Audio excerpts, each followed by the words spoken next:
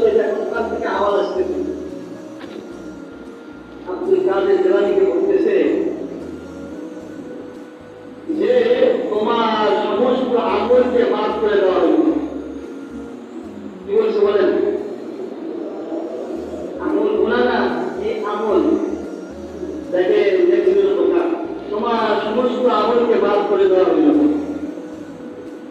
নির্ভরযোগ্য কিতাব, তোমার সমস্ত আমলকে মাফ করে দেওয়া হলো।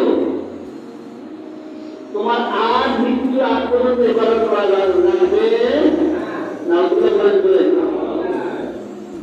তোমার মৃত্যুর আগ পর্যন্ত আর কোনো আমল করা লাগবে না।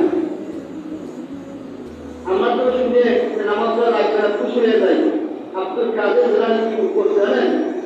যে বক্তৃতা দিয়ে শুরু করতেছে, এই বক্তৃতা যখন নিয়ে আউযু বিল্লাহি মিনাশ শাইতানির রাজিম বলে একটা দিতে সুবহানাল্লাহ কি দিবেন?